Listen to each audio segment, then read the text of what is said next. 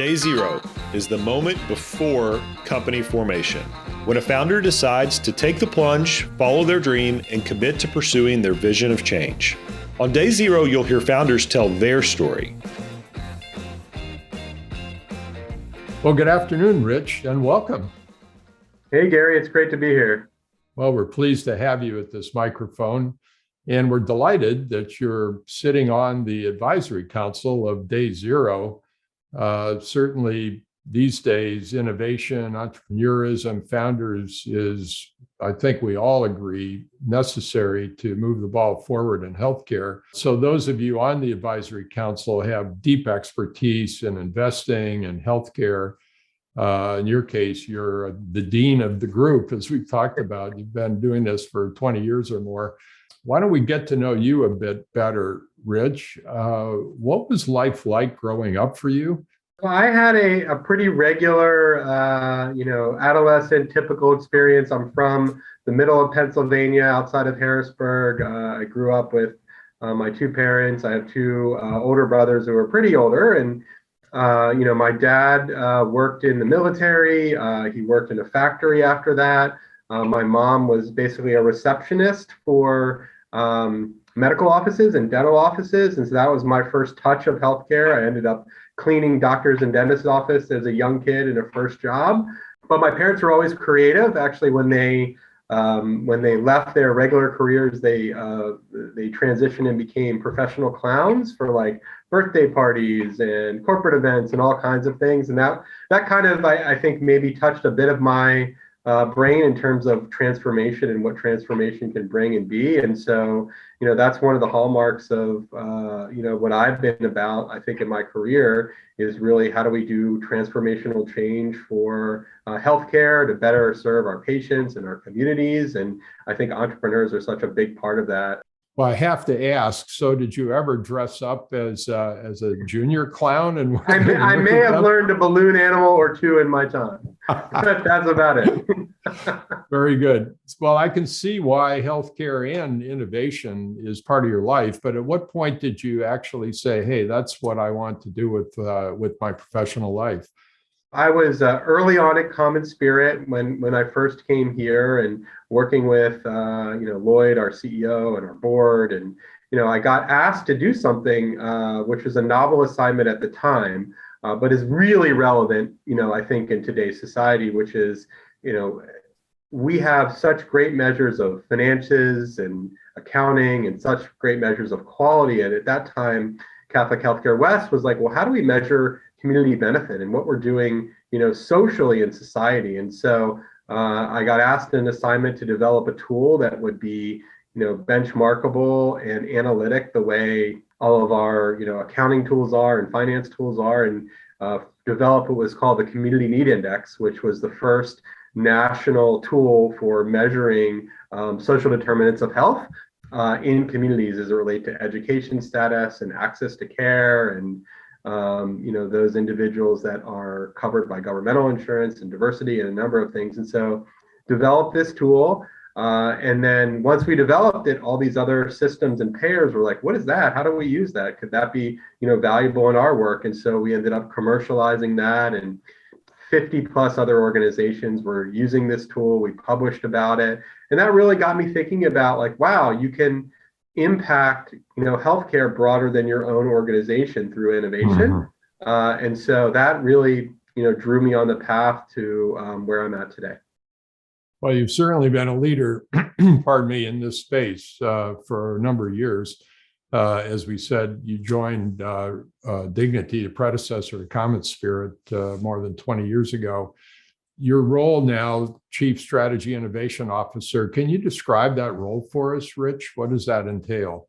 Yeah, basically, as the Chief Strategic Innovation Officer, our goal is to look, 3 to 5 years into the future and really to pull the future forward and to identify the things and that we need to be doing, whether they're services, whether they're technologies, whether they're partnerships, whether they're approaches today, so that we can develop the muscle memory to be successful within the future. And really, that's the heart of what we do. I don't think you can go cold into things. I think it's really important to be a first mover and learn and port skills and competencies. And, when you make mistakes and, are vested early on, I think those mistakes are less dangerous to, all types of, organizations. And I think as things become scalable, if you've developed those early competencies and your ability to get through those roadblocks and changes, you're just going to be that much better when things become mainstream.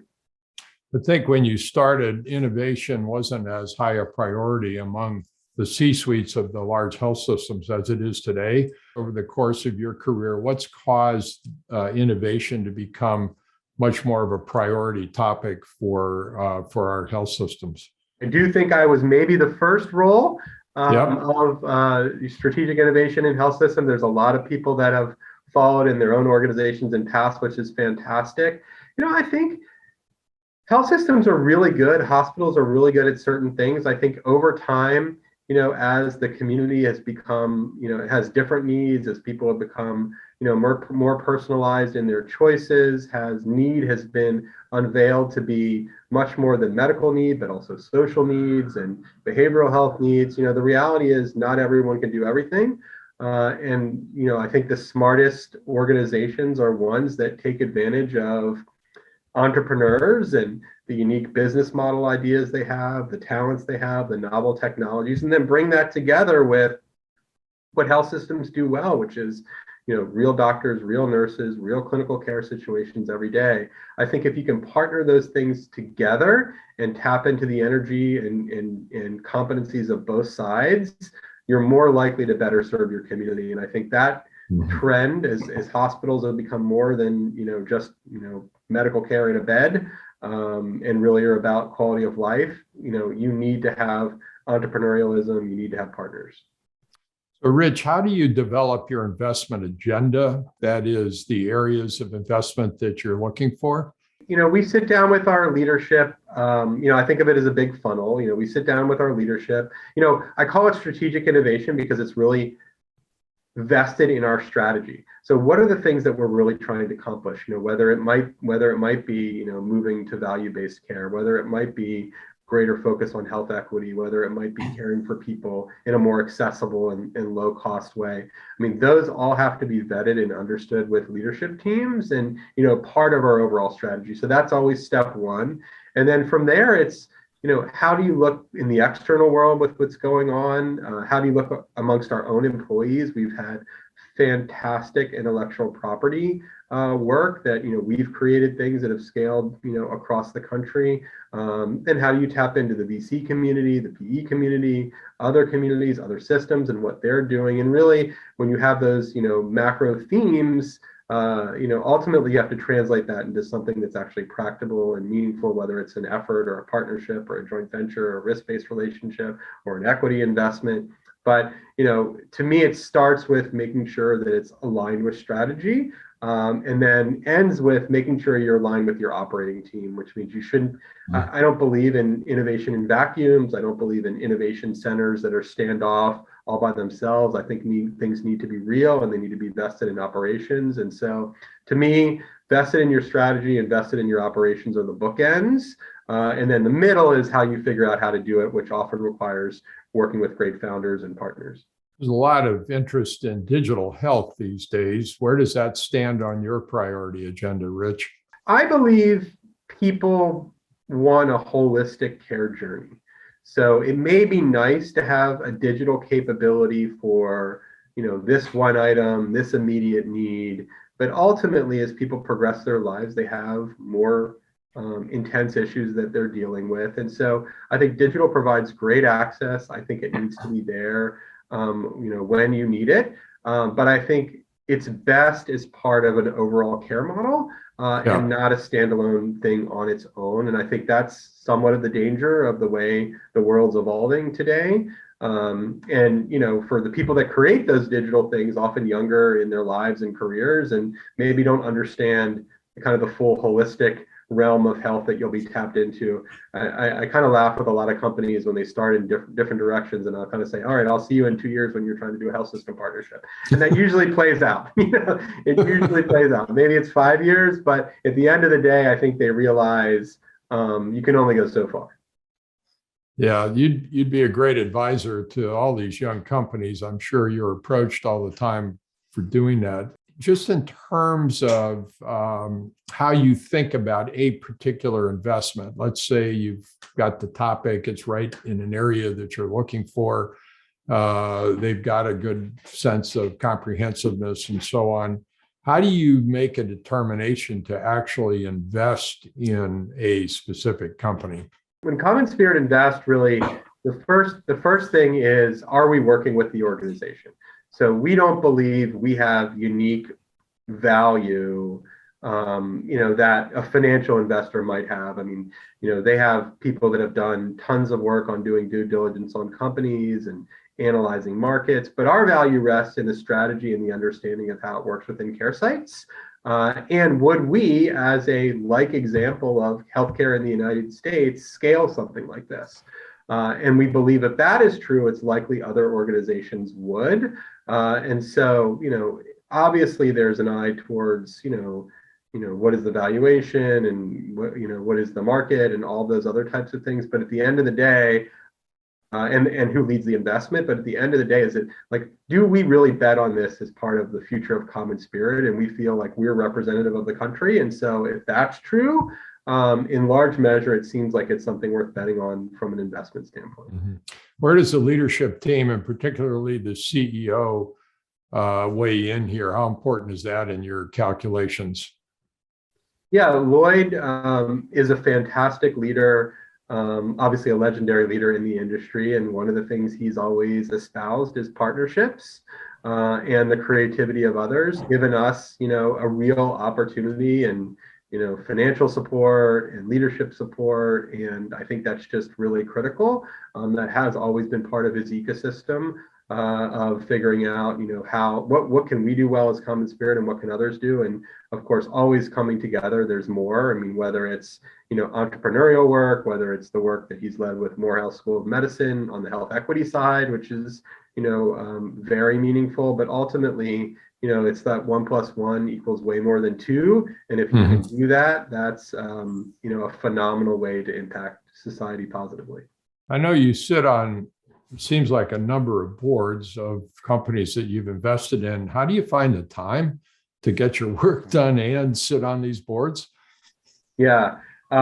Well, the good news is, often I sit in an advisory capacity and not a fiduciary capacity. So there's other board members that deal with much more deep things that we do, but we do like to keep an eye on the work. The main piece is, like, ultimately these partnerships are vested in operations. And so I would say the people that are doing the most time intensive, most disciplined work are, the operating partners that own these relationships within our organization. And I'm there to have broader context, broader support, share lessons learned from other types of efforts. But, I think it's important to sit on boards simply because, you get to hear and see and understand how these companies are really trying to impact society, trying to fulfill their missions, working with other systems. I mean, occasionally another system, solves something in a way we never could. And then that's a learning for us.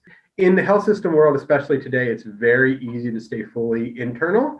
But the reality is, it's, just like you're trying to serve your community, you can't do that just as the core operations of a hospital. I think just as you're leading a system, you can't do that talking to your own people only. You have to really have this external point of view. Well, getting back to day zero, where our advisory council members like yourself will be interviewing founders, is the supply of founders increasing, Rich? Are there more people interested in founding companies? Absolutely. I mean, it's, always there have been, great founders. I think the volume today is phenomenal. And I think the source, so many of the barriers to entry that have existed over the last 7 to 10 years ago are gone, whether that be technical building blocks of company, whether that be access to capital, whether that be networks. I mean, a lot of that is just so much more available to entrepreneurs than it's ever been before. And for that reason, we're seeing, a lot of creativity from, different circles, more from the same circles. Top of the funnel is never a problem given the amount of things that are being created, but figuring out the right ones is more of the greater challenge. Sure. What about diversity of founders? Has that been evolving over time? Yeah, I mean, we have definitely seen evolution of diversity. I think it started with female founders, and now, individuals of color in greater measure. The good news is there's venture funding, directly specific to diverse populations, which you wouldn't have seen before. For CommonSpirit, we actually have a diversity statement that all companies that we invest in have to sign up for, which includes sharing information about their employee base and their board, but actually developing tangible goals to increasing diversity. Diverse companies are better companies. They understand customers better and understand society better. We've had a few companies where we've sat someone from our organization representing certain communities on the board as a requirement of our investing, because we wanted them to increase their focus on caring for BIPOC populations or vulnerable populations or whatever the course may be. And so I think that's just a really important hallmark of what a successful company is going to be, and representation is 100% part of that. And so both the teams and their boards, we have to start there. Yeah. Well, we're delighted you joined the advisory council for Day Zero. What attracted you to that? Why did you join us, Rich? I continually believe our ability to expand networks and tap into the latest entrepreneurial minds and ideas is incredibly important. I think we have a responsibility, being in this, career for a long time, to help seed those individuals, to help provide guidance and advice. And I think, interviewing these founders, really kind of demystifying their journey so the next generation can understand how, person X or person Y was able to, have an idea in the back of their head and translate it into a company is a great service. So excited to help along the way. Super. If we're sitting together 10 years from now, how important do you think innovations and entrepreneurship and so on, important do you think that ultimately will be to the direction of healthcare? Health systems will always play a critical role in care. Hospitals will always be here. And whenever someone says we're going to disrupt the hospital, I kind of roll my eyes. I've heard it since the Clinton era, like it's, been forever. It hasn't happened. I don't think it will happen. I think, the pandemic proved how important hospitals are, but our societies need so many more services. And the pandemic also proved that in terms of, where our weakest links are. And, at the end of the day, we have creative scientists, creative technology professionals, creative caregivers that are going to have to solve problems and challenges. Quality is not high uniformly across the country. Cost is not low uniformly across the country. These will be problems we're going to continue to need to solve. Equity is not uniform across the country. And so at the end of the day, we need great new minds to help solve these problems. And I think, entrepreneurialism, innovation is always going to be part of it. Well, Rich, I love your perspective and your wisdom. Thank you for joining us today. It's been an excellent interview. I have one last question, if I could.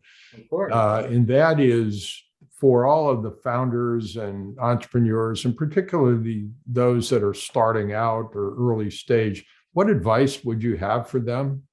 I guess my biggest advice would be, remember you're in an ecosystem, and you're going to need friends in that ecosystem in one way, shape, or form. And so whether that's, health system partnerships, whether that's payer partnerships, whether that's both, I'd put a lot of thought to that early on, because a lot of people think they can exist outside the ecosystem. And I just don't think that's a possibility.